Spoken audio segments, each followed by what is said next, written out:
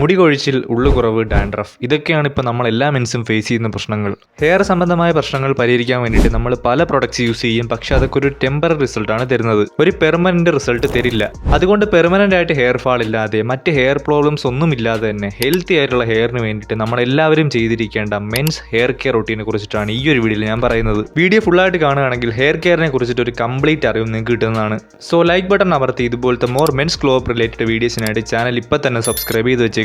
Hair കെയറിനെ കുറിച്ച് പറയുന്നതിന് മുമ്പ് ഓരോരുത്തർക്കും പല രീതിയിലുള്ള ഹെയർ ടൈപ്പാണ്. ഓരോ ടൈപ്പ് ഹെയറിനും പല രീതിയിലുള്ള ഹെയർ കെയറുകളുണ്ട്. പക്ഷെ ഞാൻ ഈ വീഡിയോയിൽ പറയുന്ന ഹെയർ കെയർ എല്ലാ ഹെയർ ടൈപ്പിനും ചെയ്യാവുന്നതാണ്. So let's start.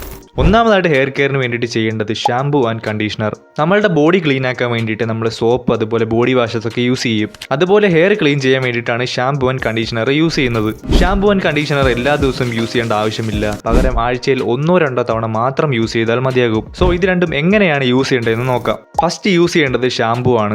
ഷാംപൂ കുറച്ചെടുത്ത് മുടിയിലും സ്കാൽപ്പിലും നന്നായിട്ട് മസാജ് ചെയ്ത് ഒരു 5 to 6 മിനിറ്റ്സ് യൂസ് ചെയ്യുക. ഇതുവഴി നമ്മുടെ സ്കാൽപ്പിലും മുടിയിലും പറ്റിപ്പിടിച്ചിരിക്കുന്ന ഒട്ടുമിക്ക അഴുക്കുകൾ പോകുന്നതാണ്. അതിനുശേഷം മുടി നന്നായിട്ട് കഴുകിയിട്ട് കണ്ടീഷണർ യൂസ് ചെയ്യുക. കുറച്ച് കണ്ടീഷണർ എടുത്ത് കയ്യിൽ അപ്ലൈ ചെയ്ത ശേഷം എല്ലാ മുടിയിലുമായിട്ട് എത്തിക്കുക. ശ്രദ്ധിക്കുക, മുടിയിലാണ്, സ്കാൽപ്പിലല്ല.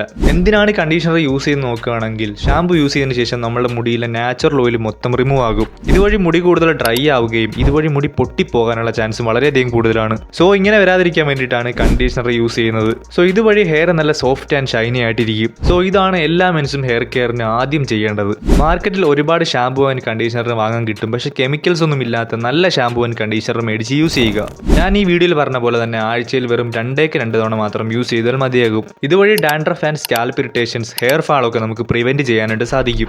ആൻഡ് രണ്ടാമതായിട്ട് ഹെയർ കെയറിന് വേണ്ടിയിട്ട് ചെയ്യേണ്ടത് hair oil and serums. Hair oils ഇപ്പോഴും ഒരുപാട് പേര് യൂസ് ചെയ്യുന്ന രീതി വളരെ തെറ്റായിട്ടാണ്.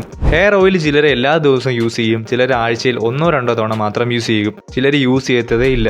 ചെടി വളരാൻ വേണ്ടിയിട്ട് നമ്മൾ വെള്ളം ഒഴിച്ചു കൊടുക്കുന്ന പോലെ തന്നെ ഹെയർ വളരാൻ വേണ്ടിയിട്ട് നമ്മൾ ഹെയർ ഓയിൽ യൂസ് ചെയ്യണം. ഹെയർ ഓയിൽ എല്ലാ ദിവസവും യൂസ് ചെയ്യുന്നതിന് പകരം ഓരോ ദിവസം ഇടവിട്ട് യൂസ് ചെയ്താൽ മതിയാകും. ഹെയർ ഓയിൽ എങ്ങനെയാണ് യൂസ് ആക്കേണ്ടതെന്ന് നോക്കുകയാണെങ്കിൽ ഷവറിങ് ചെയ്യാൻ പോകുന്നതിന് മുമ്പ് ഒരു 10 മിനിറ്റ് മുമ്പ് ഹെയർ മൊത്തത്തിലൊന്ന് അപ്ലൈ ചെയ്ത് നന്നായിട്ടൊന്ന് മസാജ് ചെയ്ത് കൊടുക്കുക. ഹെയർ ഓയിൽ മൊത്തമായി അപ്ലൈ ചെയ്തതിന് ശേഷം 10 മിനിറ്റ് കഴിഞ്ഞ് ഷവറിങ് ചെയ്യാവുന്നതാണ്.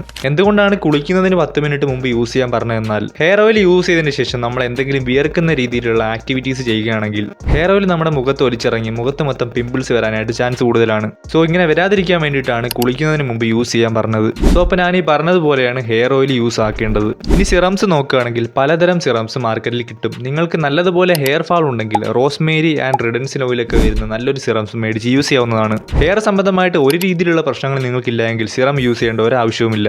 സിറംസ് എപ്പോൾ വേണമെങ്കിലും യൂസ് ആക്കാം. ബെസ്റ്റ് ടൈം എന്നുള്ളത് കുളിച്ചതിന് ശേഷമോ അല്ലെങ്കിൽ നിങ്ങൾക്ക് ഇഷ്ടമുള്ള ടൈമിൽ യൂസ് ആക്കാവുന്നതാണ്. So hair oil and hair serums ഒക്കെ ഇത്രയും കാര്യങ്ങൾ ശ്രദ്ധിച്ചാൽ മതിയാകും.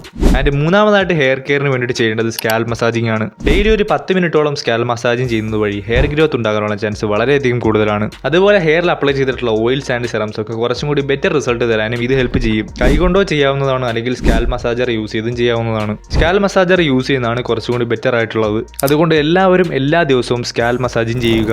ആൻഡ് നാലാമതായിട്ട് ഹെയർ കെയറിന് വേണ്ടിയിട്ട് ചെയ്യേണ്ടത്, അതായത് മോസ്റ്റ് ഇമ്പോർട്ടൻ്റ് ആയ ഒന്നാണ്, അതാണ് വാഷിംഗ്. നമ്മളെല്ലാവരും ഡെയിലി കുളിക്കും, അതോടൊപ്പം തന്നെ നമ്മുടെ മുടിയും നനയ്ക്കാറുണ്ട്. എങ്കിൽ എല്ലാ ദിവസവും മുടി നനയ്ക്കേണ്ട ആവശ്യമില്ല. പകരം ആഴ്ചയിൽ 3 to 4 ദിവസം മാത്രം നനച്ചാൽ മതിയാകും. എന്തുകൊണ്ടാണെന്ന് നോക്കുകയാണെങ്കിൽ ഡെയിലി തല കഴുകുന്നത് വഴി നമ്മുടെ ഹെയറിലുള്ള നാച്ചുറൽ ഓയിൽ മൊത്തം പോകും. ഈ പോകുന്ന നാച്ചുറൽ ഓയിൽ നമ്മുടെ മുടിക്ക് വളരെയധികം ആവശ്യമുള്ള ഒന്നാണ്. സോ അതുകൊണ്ട് എല്ലാ ദിവസവും മുടി കഴുകരുത്, പ്രത്യേകിച്ച് ഹെയർ ഫാളൊക്കെ ഉള്ളവർ.